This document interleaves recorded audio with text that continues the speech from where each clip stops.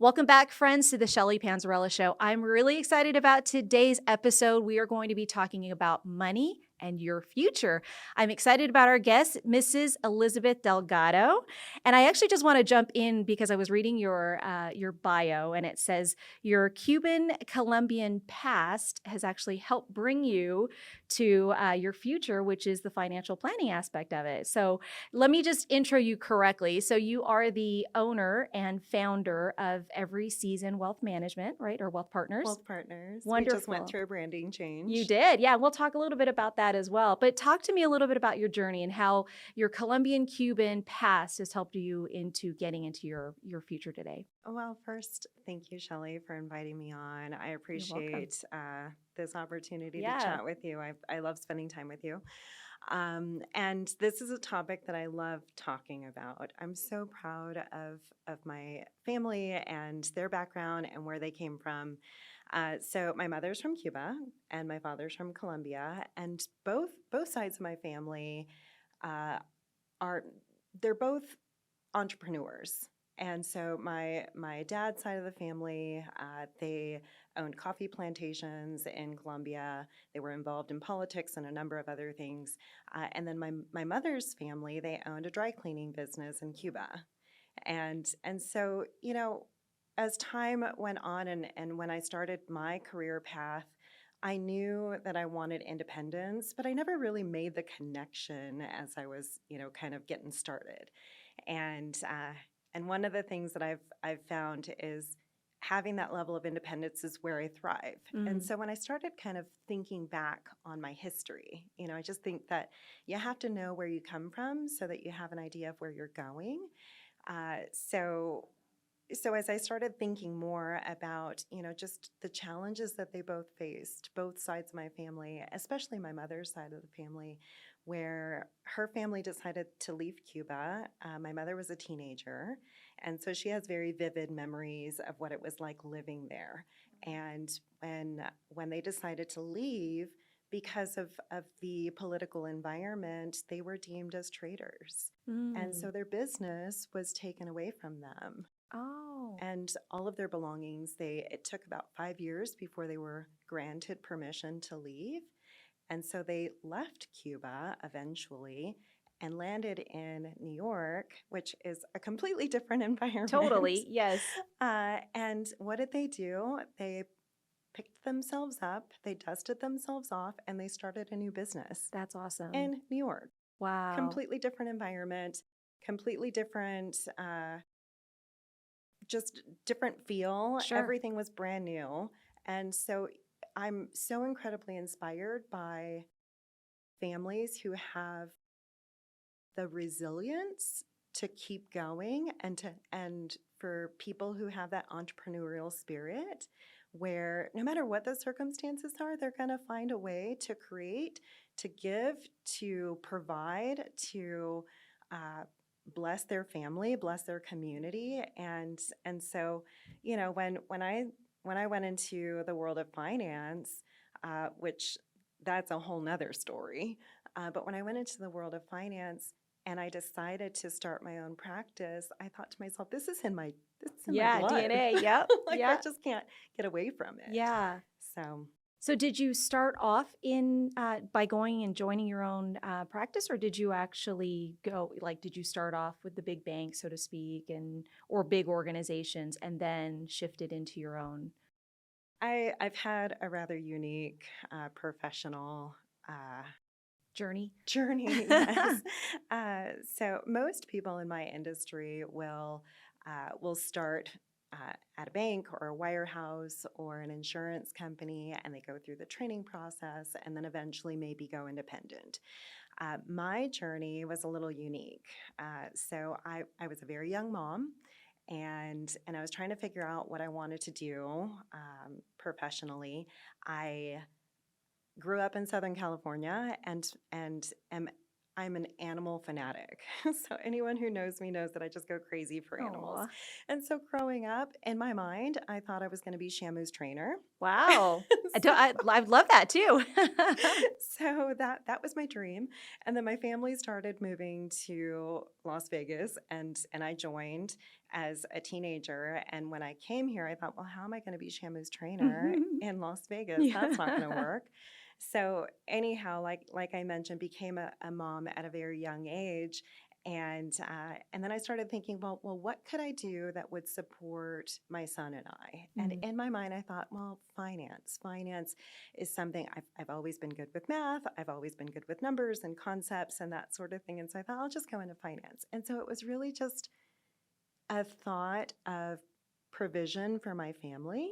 Oh. And so I was hired by Citibank, and I was working on the banking side. And and I thought it just wasn't for me. It wasn't what I enjoyed, um, but I was doing it, and it was providing for my family. And one of my responsibilities was doing new account audits, and we had a financial advisor in our branch. And so I would peek into his office and say, "Hey, if you ever know of anyone who needs support, I'm your gal." Love it. And so he introduced me to an individual who had started Bank of America's investment arm in Nevada and Arizona Wow. and had done that for years and was tired of wearing a suit and tired of traveling back and forth and just wanted to go into private practice. So he was opening up his office and needed people. And so so I was introduced to this individual in 2001. So Wow. right before 9/11, right before the dot-com bubble, right before Enron. And so I took this job, and again, so much hindsight's 2020. Yeah. There's so much that has happened over the course of my life where I just feel like I was being led in a direction where I didn't quite comprehend why or how or what. And somehow there was that element of faith where I just would jump in head first, not Mm. necessarily thinking about the fact that I was a single mom joining a startup, brand new business.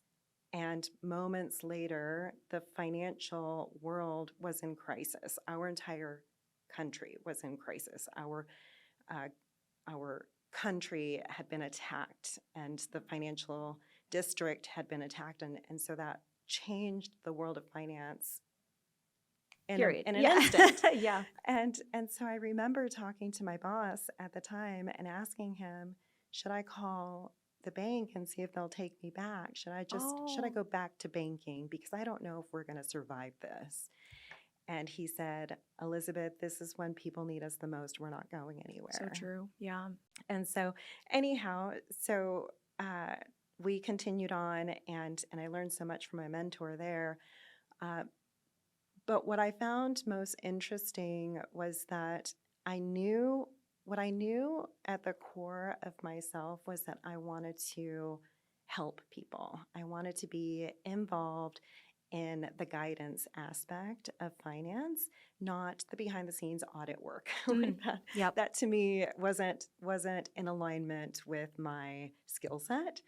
And so at the firm where I started, I was mentored, I continued my education, I got a number of designations, eventually became junior partner, also over time became the COO there. Wow. And so I like to say that I kind of stumbled into uh, my professional journey, but in hindsight, I now realize that this has been my calling all along. Mm. It's something that to me it doesn't feel like work. That's awesome. It feels like I'm just living life and doing the things that God created me to do. Yeah. I feel very purposeful in the work that I do, and every night I go home and I feel like I've done a good job, Yeah. and I know that I am a blessing to my clients, and somehow fast forward that resulted in this career that's now 23 years in the making. That's So awesome. So you really went from that training organization, right? Really, and stepping into the COO, and then you went into opening your own company, which is the Every Season Wealth Partners. That's amazing. I think just hearing you even talk about this, because we've had conversations around our kids who went to college, and mine is she's about to go into her second year of college, and the stress around what do I do, and the pressure around what do I do, but also not realizing that we talked about just being open, right? You tell your kids all the time, just be open to allowing yourself. And you did that. You allowed yourself. Well, one, I think it's also in our profession. Some people don't speak of themselves. You know what I mean? Like, hey, I'm open to helping you out if you need something. I think that is part of also your resilience aspect of it, but also your curiosity too, which led you to a door opening for you, which led you to this opportunity to then learning the business, which I think is amazing. I want to talk a little bit about, I call in what I do helping families build wealth in real estate. I know your wealth partnership is totally different than what I think typical people typically think about financial advising, right? So can we talk a little bit about that? And I don't know if we want to call it, because I think you're all technically financial advisors, but there's a traditional approach and what you deem to be a holistic approach. Can we talk about that? Yeah, absolutely. I'm so passionate about this topic as well because I think that the world of finance is so broad. One of the reasons why we decided to rebrand and shift from our company name, Every Season Wealth Management, to Every Season Wealth Partners is because we truly feel like we are actively creating partnerships with our clients, partnerships with other financial professionals. I cannot be an expert in everything finance, and I recognize that, and I think it's incredibly valuable to say, depending on what a family is going through, to bring in other financial partners who can speak into that particular topic and provide guidance. Mm-hmm. So what I see being the distinction between someone who maybe is more a traditional financial advisor, a lot of times those individuals will focus mainly on investments, just the traditional investments, stocks, bonds, mutual funds, that sort of thing. And that's fine, and that works in some situations. What I like to build our focus on is having a more holistic approach and understanding what is going on with Shelley and what is happening in Shelley's life. Shelley has a daughter in college. Shelley is running a successful lending practice. She's involved in the community. There are certain things that you're very passionate about, and so to incorporate concepts that are helpful for you to, whether it's taking advantage of tax opportunities or saving strategies, or it's just like redirecting of focus. So when you develop more of a sense of guidance and you are asking questions about, what is your legacy? What is your why? What's the purpose behind your wealth creation? Who do you want to bless? Who's important to you? What gets you going? What gets your blood pumping? What is it that breaks your heart? Those kind of questions. And then really identifying like, okay, well, this is the mission for this family. And understanding what the mission is for that family, then incorporating strategies that help them get to their idea of success. And it's, one of the things that I love about what I do is that there's generations that we work with. Right now, we have a few families that we're working with 3 generations: grandparents, parents, and children. Wow. And to be able to see that there's, kind of to go back to your first question about my roots, it's so beautiful to see every family has their roots and every family has somewhat of a mission that they're hoping to accomplish, and to be able to speak into that and provide financial guidance in that, it is, in my opinion, one of the most beautiful ways that I can be of service to them. So it's so much more than managing their investments. It's really truly finding out where are they now, where do they want to go, and what are some vehicles to help them get there, and then bringing in other financial professionals when there's an area that is not my area of expertise. I love that. I think even, as I look back in my past journey on the wealth management partnership, whatever we would call it, I recall, just been in the business 25 years, and the only thing I really thought I needed was a 401k. And I'm like, I'm good. I don't need anything else. Because for me, I wasn't necessarily taught that. I mean, I actually have a podcast with my parents that talks about the same thing. The roots are all entrepreneurial, but as a business owner, if you don't know what to do with the money and the investing and the future planning, it really just stops with you. And I think and I love my parents to death. I just think they didn't have the conversations, the education around the future for your family, and like you say, legacy planning, because I think that's been big for my husband and I.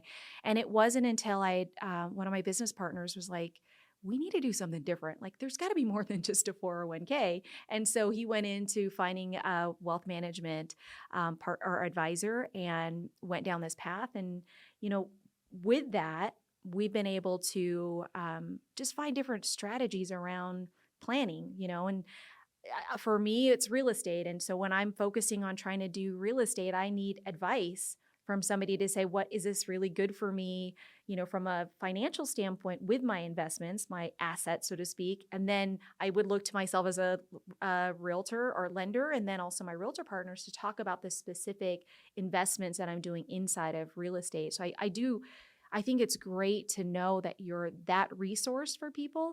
And I think it's important to know, I love the generational aspect of it, where you have somebody who's just starting out as a child, but I'm assuming that person is doing it because their parents did it and their grandparents did it, right? And so with that person, if you didn't have history of jumping in, what would you say to someone who's just listening to this today and is like, I love what Elizabeth is saying. How do I get started? I'm just starting a job today and I've got a good salary, and what's next for me? Yeah, I think that you mentioned it earlier, having that sense of curiosity, I think Mm-hmm. is incredibly valuable. And then just having the openness to explore options.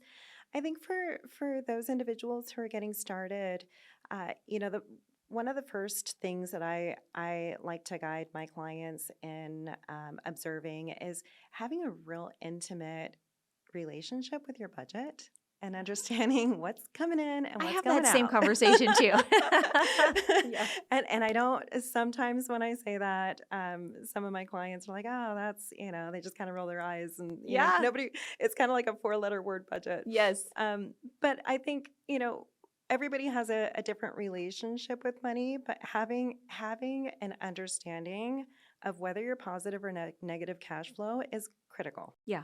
Right? If we're positive cash flow, we have the ability to invest and Yeah. ability to create wealth. If we're negative cash flow, we are getting ourselves into debt. Mm-hmm. And that's foundational.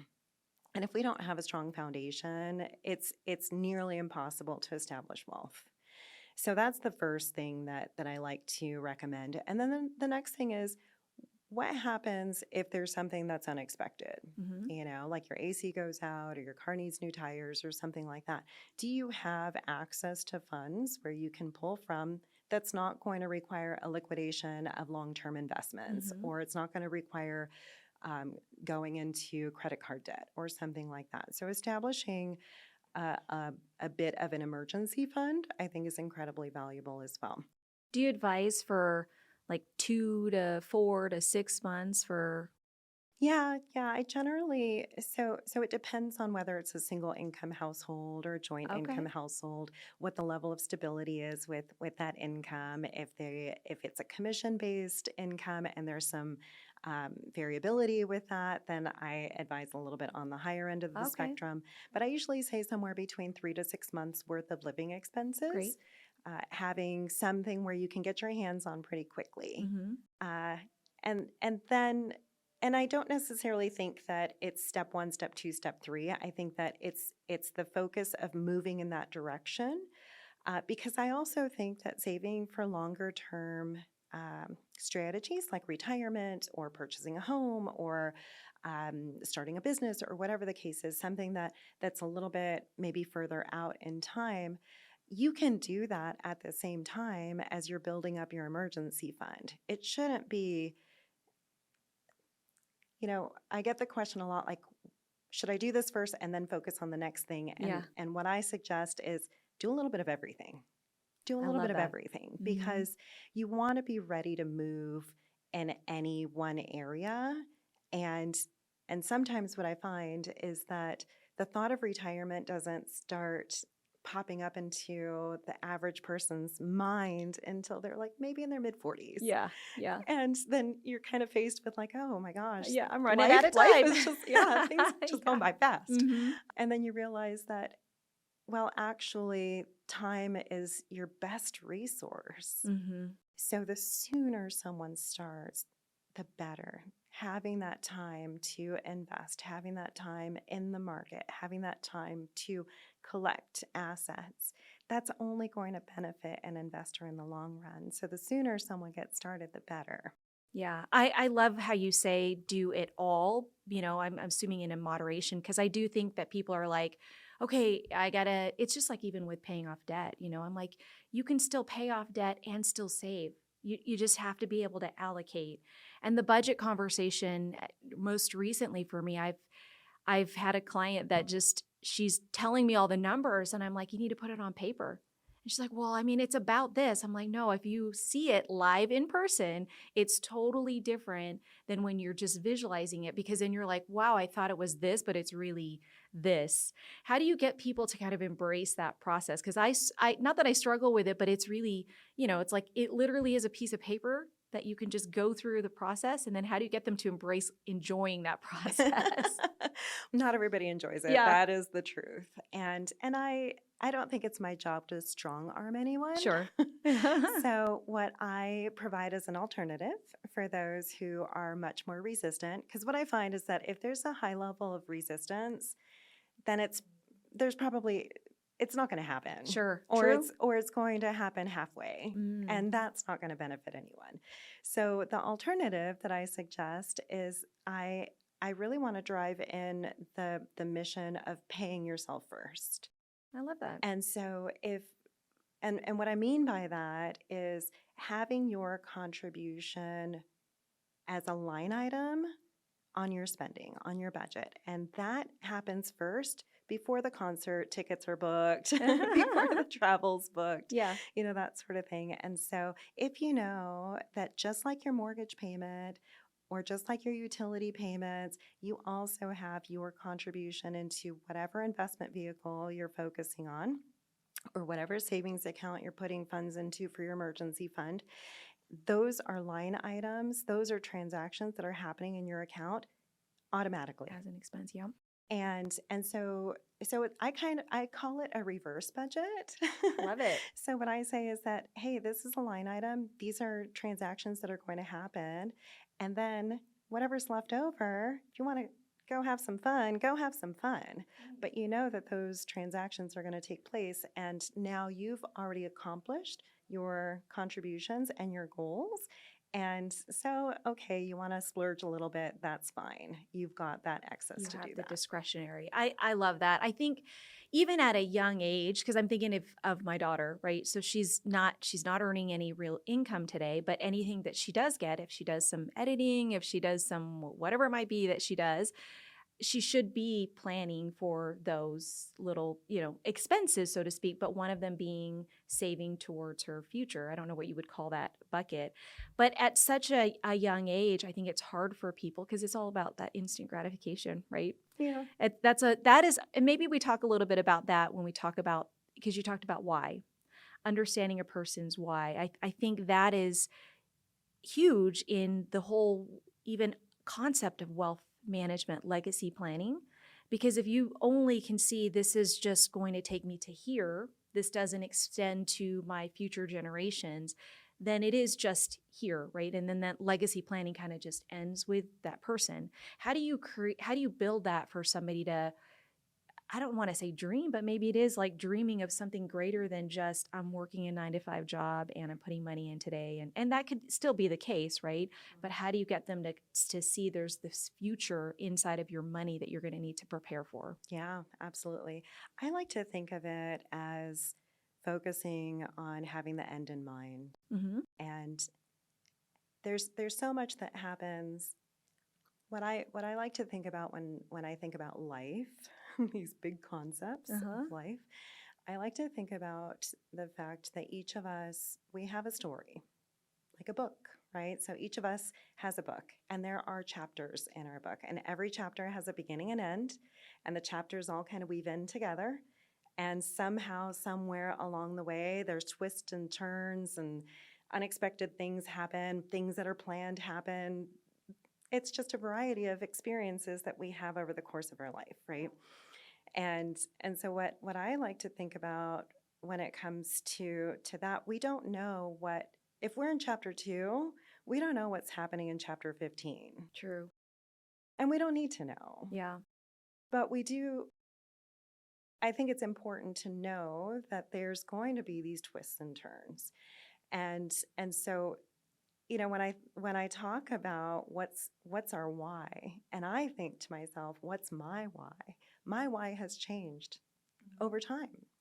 And the foundation of it is basically the same, but the focus or the influences, my experiences have changed. And so sometimes our why kind of morphs over time. The foundation of that is having a mindset, though, of knowing that there are, the best is yet to come. There's a journey that we're on. There are things that we're going to experience that's going to bring us joy, that's going to give us purpose. And so even if that's unclear today, having the mindset of abundance and having the mindset of building something bigger than oneself, Mm-hmm. and having the desire to be a blessing, whatever that looks like. Today it might be, getting through school Mm-hmm. and developing an education so that there's ability and there's resources that can be utilized. Tomorrow it might be starting a family. And in the future, it might be, or somewhere along the lines, it might be starting a business or leading a team in an organization or whatever the case is. But along every step of the way, if you have a mindset of abundance and you have a mindset of growth, then naturally, we know we live in an environment where we need finances to do all the things that we want to do Yes. and need to do. And in order to be a blessing, we have to have resources to bless, right? Correct. Whether Yeah. it's intellectual resources or financial resources or whatever it is. Mm-hmm. And so that mindset of abundance really means that we are growing so that we can give. And from a financial standpoint, then even if that excuse me, even if that why is unclear, we just kind of go through the motions of saying that, hey, we're focusing on growth. And so we know that in order to grow, we need to have some assets saved. Mm-hmm. And then sometimes that why will kind of develop Yeah. and we'll realize it in time. Yeah. I love that. And I believe that wholly. I do that actually with training in business planning for myself as well as agents and such. It's not just here's the outcome that we want. It's the why behind this outcome that's going to really push to get the outputs that we need in order to hit the outcome that we want. And I hear when you're saying that, I'm like, that's so in alignment with just business planning. And I think even when you talk about cash flow, people think cash flow is just for business owners, right? You only hear that in the label of, oh, well, if you're a business owner, what's your cash flow? But that's our lives. Our lives are also operated on positive, negative income debts, right? If you're if you're doing what, if you've got positive cash flow, it's great. If you don't, we got to revisit these things. But looking at the why, I think, because I don't even know what our life would look like if in high school or college, I was concerned about future planning, And so I'm interested to hear when you talk about you've got 3 generations, how did that conversation even start with the younger generation about future planning for themselves and establishing what their why. Now, I know that journey changes, but even getting them to that point of like, hey, let's start looking at where your why is today. How did you do that? Well, I think that's something that happens organically within a family unit Mm-hmm. where the younger generation is watching the actions of their parents and their grandparents and the curiosity element of asking those questions. And sometimes it comes from the older generation down, where I know for me, I was active in expressing to my kids how important it is to save for the future, and Yeah. how important it is to understand your budget and to have positive cash flow. And so sometimes it's the older generation that's saying like, "Hey, it's time to think about these things. Yeah. It's time to really focus." And you know, human nature is to think about the here and now Mm-hmm. and the immediate needs. And so it's really a family conversation that takes place. And I one of the things that I do when I'm working with a client is I ask them about their kids and what their focus is and where they are in their level of education or where they are professionally or whatever the case is, so that they know that they have a resource in our office, that if they don't have someone that they're already currently working with, to come and talk to us. And even if they do have someone that they're working with, if they want another opinion, come talk to us That's to make great. sure that they're on the right track. Yeah, that's great. I just think that having a sense of direction and understanding that it's setting that intention. We don't just kind of like fall into wealth For sure. most of the time. I Yep. mean, every once in a while that Yeah. might happen. Like top Yeah. 0.01% maybe. But Yeah. it's very uncommon that it just kind of Yeah. accidentally happens. All of my wealthiest clients have developed a level of wealth through intention, planning, uh, partnering with other individuals who have experience in different areas to help guide them. But they've all been active savers, and that's the common denominator between all my wealthiest clients. Well, I think that, from a consumer standpoint, right? We're talking about everybody has consumer debt today, highest consumer debt in the country. The saving aspect of it and then building aspect of it, when you're so far behind, it's hard to even visualize. And I know you talked about like start with the emergency fund, set aside these little areas, but I also then think it goes back into that mindset of abundance. Like, okay, you don't have to be here. There's an opportunity for you, just have to want to change it where you're at today. What about for somebody who is, let's just say mid 40s and they're hearing this podcast and they're like, well, what do I do? I've just been putting away money in my 401k. What can I do to take that next step in really seeing what would be more for me, or what would that abundance lifestyle look Yeah. like for me? Yeah. Well, the conversation is pretty similar. Yeah. It's really having that intimate view of their cash flow, understanding if there's positive or negative cash flow, and really taking a hard look at what their spending patterns are. Mm-hmm. If you look at someone's spending, you can see what they value, Mm-hmm. right? True. Yeah. And everybody values something different. Mm-hmm. Some people value experiences, other people value travel, some people value uh, donating funds to different organizations. And so if you look at those spending patterns, you can see what's important to them. But the most important thing is really having that understanding of where those funds are going, and then asking the hard question, do you want to continue on this path? Mm-hmm. Are you moving in the direction that you would like to be in? Understanding that where this path is taking someone helps to provide that clarity, so that they can make the decision whether they're on the path that they should be on or they should redirect. So it's really just taking that hard look and then determining. I love when my clients save in their 401k. I think that that's incredibly important. And there's other investment options as well. Are they taking advantage of the Roth component in their 401k? Do they have additional cash flow that would allow them to invest in other investment other investment opportunities outside of their 401k?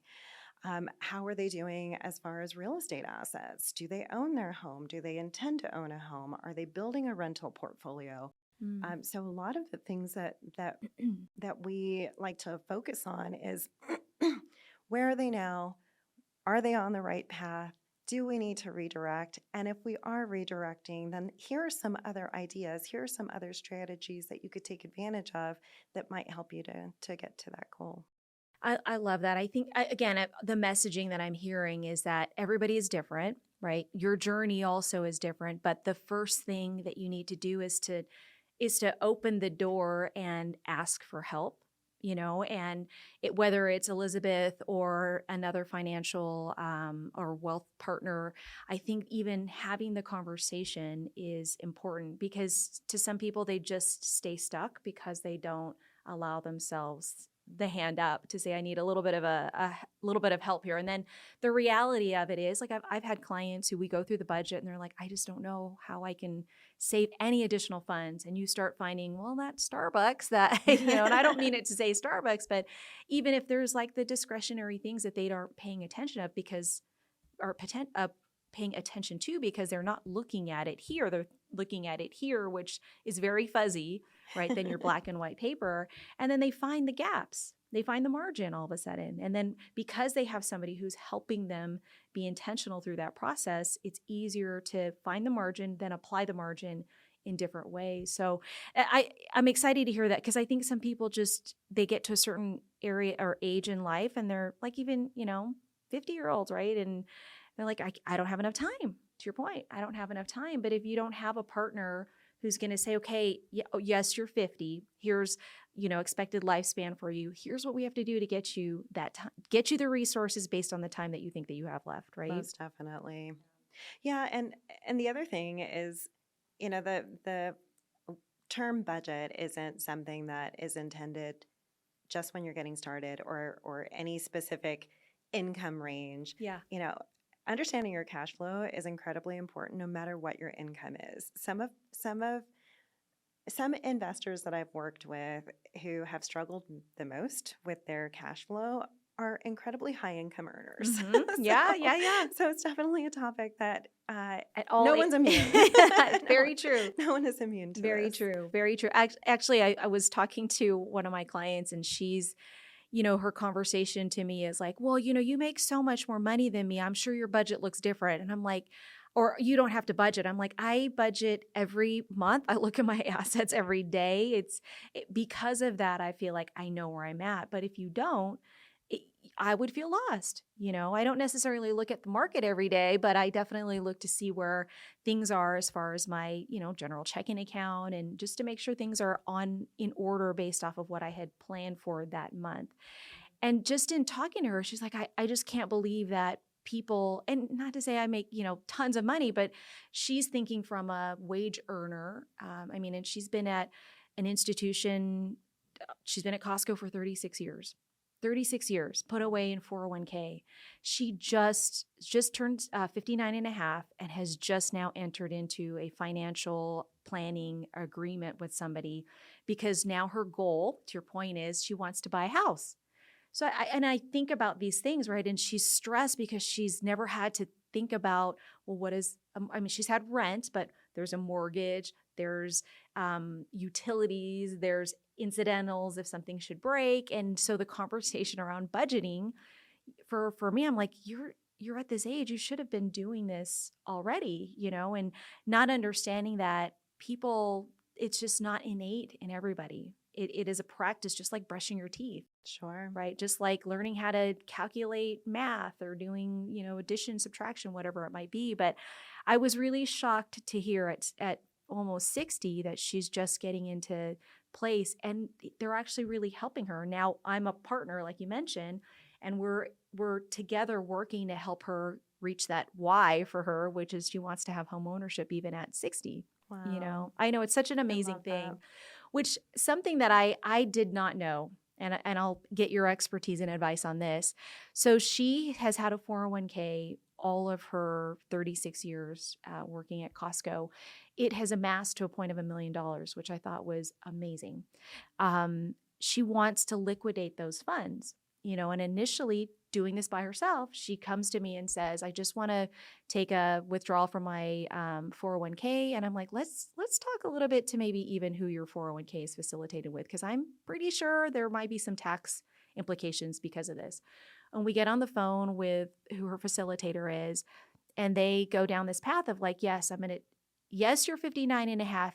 Yes, you can have access to this, but you will also be penalized or taxed on this based on the amount that you pull out. That part of it, she had no idea of, right? Yeah. So, and I'm not as financial advisor. And so, he's like, I just want you to really kind of consider this. So we get off the phone with her facilitator, and I'm like, I think you really need to consider getting an advisor. I cannot be this advisor for you with regards to your finances. But this advisor, she went to this wealth management person, and they are, in order for her to pull this funds out, they are able to take her 401k and put it into like an IRA, which I didn't know at 59 and a half, you could actually do something like that. Is that correct? So when an employee either terminates service at their current employer, or they reach full retirement age, or whatever the retirement age is deemed to be at a plan level, they have the opportunity to roll those assets in from one retirement account to another retirement Wow. account. So that's called a rollover.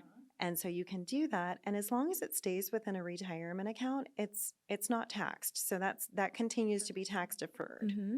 Now, the moment it comes out of a retirement account and goes in someone's pocket or goes towards another asset that's not classified retirement, that's when it becomes taxable. Got it. But I, for whatever reason, did not know if you have an active 401k, because I've had that where I've, left a company, my 401k becomes something that I need to roll over into an institution, right? But I didn't realize like if you have an active 401k, you're still working, but you reach this certain age limit, you can technically take that 401k and do just like a traditional rollover into another financial institution. Yeah, what that's called is an in-service rollover. So most retirement plans will allow for in-service rollovers at either 59 and a half or whatever age they deem to be full service. And so it could be 62, it could be 55. It's almost always 59 and a half.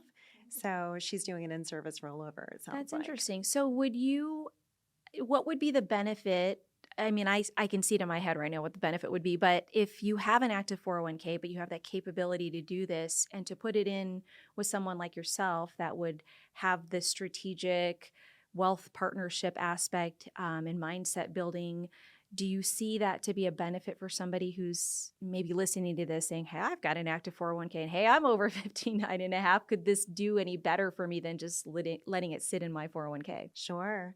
So the benefit of rolling assets into a self-directed IRA account, which sounds like that's what she's working on, is now she has so much more control. She has more access. She has the ability to work with an advisor who can guide her. Most of the time, with employer retirement plans, there might be an advisor on the plan, but the advisor on the plan, a lot of times their focus is making sure that the plan at a plan level is suitable for any type of employee. So it's not necessarily individualized. Yeah. So they're not reaching out to your client and saying, hey, are you in the right funds? Yeah. Are you saving Yep. enough? Yeah. Are you taking advantage of these different opportunities? Do you understand the difference between pre-tax and Roth? So that's not a conversation that typically happens at an employer level. Yeah. So working with an advisor, which sounds like she's doing now, Yep. helps so that she will have the full understanding of what her options are. She'll have, it sounds like, a wide array of different investments, whereas in your employer plan, you might have 20 funds to choose from. In an individual retirement account, most of the time it's open architecture, and so you can invest in a strategy or different investments that might be more suitable for her. Got it. Yeah, Well, I think it's great. yeah. And so any age, basically, they can really start down this path of doing of connecting with you from a wealth planning aspect, right? And a wealth partnership aspect. I actually like calling it wealth partnership. Well, let's switch gears a little bit because, I know our audience also, there's people in the real estate business and clients who are consumers, and the market's been a hot topic. We're filming this Yes. beginning of August, and we've just come, for us on the mortgage side, interest rates, we've seen a nice reprieve from the high sevens in interest rates. But I want to talk a little bit about the market as far as stocks are concerned. Because one thing that I hear from my clients, and sometimes I hear it even in my own personal head sometimes, is that, the Dow approached 40,000. I know we dropped a little bit this week. What are your thoughts on that? The question is, are we going to bust? Is this just going to end up in a crash? I don't know if this is something you could speak to, but I'd love to hear how you answer clients who say that. Yeah. No, I think it's a valuable topic to discuss. So for me, like I mentioned, I started my career right before The a crash. horrific recession. Yeah. There was a terrible market crash that lasted a very long time. And so I cut my teeth during that time and I learned some valuable lessons. And I've been in this industry through a number of other recessions and other market corrections. And, there's always something going on in the world. And just the other day, so Monday was a hard day in the financial markets, and I saw some girlfriends that night. And one of my girlfriends, who's also a client of mine, she said, "Oh, you must have had a really hard day." And I said to her, I said, I've done this for so long, and I've been through so many different corrections and so many different recessions where I understand that these things are going to happen. The markets don't go straight up forever. That's just not realistic. It's not healthy. There are healthy economic cycles where we are expanding as an economy and we are contracting as an economy. And those things happen periodically. And we have to expect that that's going to happen. And so having that expectation and knowing that it will happen, it's just a matter of time. And it's also a matter of circumstances. Mhm. Right now, our circumstances are well, we have been dealing with a high level of inflation. One of the things that happened in Japan had to do with their economy, and they have had a flat interest rate for 15 plus years. Oh, wow. I didn't realize it was that long. And so, when you have any sort of movement from a monetary policy standpoint, that affects, it's a ripple effect, and it's going to affect international trade. It's going to affect just general investment consensus or sentiment, just because there's now potentially a new direction that we're heading in. The financial markets don't like instability. Yeah. The investors don't like unknown. And so anytime there's this moment of unknown, then there's kind of a shakeup. And so my answer to my girlfriends on Monday night was that our focus as a firm is to communicate so regularly to our clients and to help them to set a healthy expectation of what investing looks like, and to know and to expect that there are going to be times of correction and there will be recessions, and we are doing everything to protect, preserve, take advantage of Yeah. all of those things during those moments, because they're going to happen. Mm-hmm. And we don't want to be surprised by it. And we also have to have the mindset that when it happens, it's not a terrible thing. Mm-hmm. It's okay for the market to correct. In fact, sometimes that creates a buying opportunity for those who True. are in the accumulation phase. Yeah. And I was having a conversation with a more conservative investor yesterday, and this was weighing on her heart. And I said to her, this is the reason why we check in to see what level of risk is appropriate for you. If this level of risk is not appropriate for you, then we can make adjustments, but let's think big picture.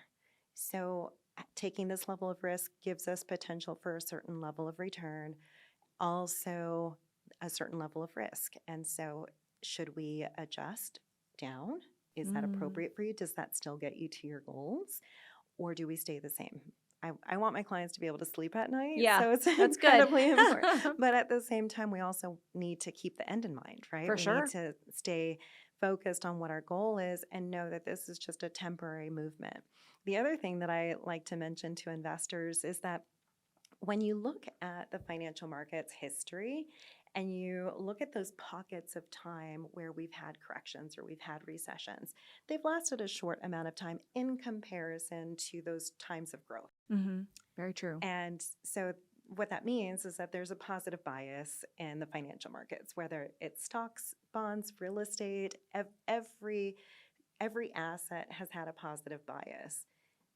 Now, those moments of discomfort, because we are emotional beings, Yeah. right? Yeah. We We don't like want to to feel think, pain. yeah, we like to think that we're super rational, which we can have moments of rationality, but we do have emotions, and we don't Mm-hmm. like to feel that pain.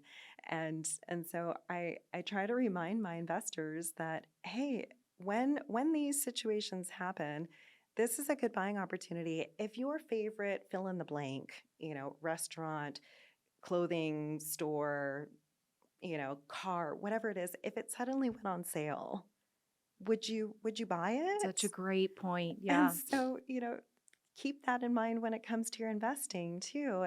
Yeah. If there's a correction or a recession and we have a discount, do we want to take advantage of that? Do we want to maybe increase our contributions to accumulate more shares during that Mm. time? That is a valuable strategy. Yeah, I love that point actually, just because I think people see the monetary aspect of perfect example shopping. Everybody wants to get the best deal, right? Everybody does.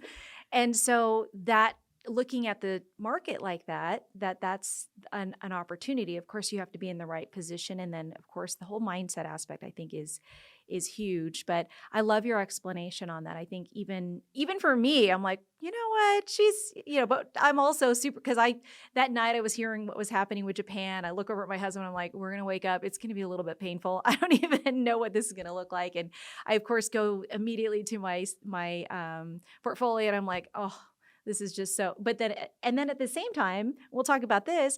We all thought because stocks were being impacted negatively, we were going to see a rally in bonds. And we didn't see that, right? It was actually opposite. So it was crazy because typically those work in converse with each other, right? Do you want to talk a little bit about that? Yeah, yeah. What I have found, uh, so we can learn so much from history. There's so many valuable lessons. And what I've also realized over time is that there are unique characteristics to every set of True. circumstances. So, I think back to the financial crisis, so 2007 through 2009, where there was a housing crisis. The stock market was at some significantly lower values, and the bond market came down as well. And so all three markets were down at the same time. And that's not typical. Typically, what happens is stocks come down, bonds go up. Uh, Typically, the real estate market is going to be influenced uniquely. Everything kind of operates in its own, through its own rhythm. And when what's creating instability or what's creating fear for investors is a potential change in monetary policy, that's going to affect bonds as well. And that's the struggle right now. And so, when we build our portfolios, we have an investment committee, and as our committee meets, our focus is we always want to make sure that we have lots of different asset styles and lots of different investment strategies so that they can all work together. But it's kind of like the physical body, right? The hands are going to do something different than your knees do, and your knees do something different than your nose does. And everything is kind of operating, doing a very important task, but they're all doing very different things. Yeah. And so we build our portfolio with that mindset, Mm. knowing that there might be times where things are a little bit unstable and they temporarily come down for fear. Um, Eventually, the dust settles and investments kind of start to reflect their fundamentals, their data, their cash flow, Mm-hmm. and Mm-hmm. then the markets kind of stabilize. But those moments of fear of like, oh my gosh, are we is something big coming? That's where we see those big movements in the market. Well, yeah, and I think the recent one that we're specifically talking about, it was really because of international influence, right? And it impacted just what everybody thought here in the United States was going to be kind of a shock to us. And so I think on both sides with the bonds and our stock market, it impacted them in a negative way because we actually increased in rates that day. Yeah, So, well, there was one other thing that happened. There was a lot that happened last week. So there was also a jobless report that came out that hmm was lower than expected. hmm And we were or happy jobs about that. report, Yeah, yeah, yeah. that was lower than expected. And so, there's economic information that's coming out, and some of it is mixed. And when there's mixed information that comes out, and then there's struggles internationally, it's just kind of like it turns into a situation where investors are trying to figure out what Yeah. to focus on. hmm And and the one thing that the financial markets dislike is uncertainty. Yeah. Yeah. So when there's a big change or the potential for a big change, then that's where the fear comes into play. Yeah, because we saw a rally the next day, right? Yes, yeah. Yesterday, everything kind of not bounced all the way back, but definitely rebound. Which I think, again, to your point, it's everybody panics, and then they're like, "Oh, it's really not that." It's that knee jerk effect, and they're like, "Oh, okay, I'm just kidding. It's not so Yeah, it bad." happens. And like I mentioned, not to focus on the negative, but if we think about investing knowing that there will be a catalyst in the future, there always is. There will be a catalyst where there will be a recession. And so as investors, we have to look at that as though when it happens, first of all, it's for a short period of time in comparison to the overall length of time that we intend to invest. And if we have a legacy mindset, then that investing time is not just our lifetime, but the lifetime of many. True. And so if we have that long-term mindset of investing, whether there's a downturn in housing prices or a stock market or the bond market or commodities or whatever the case is, if we have that long-term mindset, then we say, okay, well, it's going to be not so fun for a bit of time. And if we have the ability to invest, to go back to that strategy, then we'll get through it. We always do. Yeah. It's Yeah. it's just that moment of discomfort. Well, I'm glad you brought that up because the recession word is, something for the mortgage side of it. We actually, every time we go into a recession, we actually see rates improve, right? Because that's kind of the way to pull us back out. And there's been a lot of talk about, are we in a recession now? Are we, we don't normally get the true okay until you're already almost through it, right? You're halfway through it. You get it like, we'll see it in 2025 if we're already in it. But what is your thought about where we are today? Are we in a recession? I don't think so. No. I don't think so. There's quite a bit of momentum from an investment standpoint, and it appears as though we are starting to see some settlement as it relates to inflation. Mm-hmm. And so investors are enthusiastic, and the economic reports are still favorable enough that tells me and tells our committee that we're still in growth mode. That's good to hear. I mean, we went out this weekend to the Strip and I videotaped. It was crazy down there. Like, and airports too, right? They're packed anytime we go into the airports. I'm like, there's no way people are still spending money. There's just no way that we're in a recession today. So I love hearing that. And thank you for that advice. We've actually come to the time. I wanted to talk more about some other things. So I know we're bringing you back.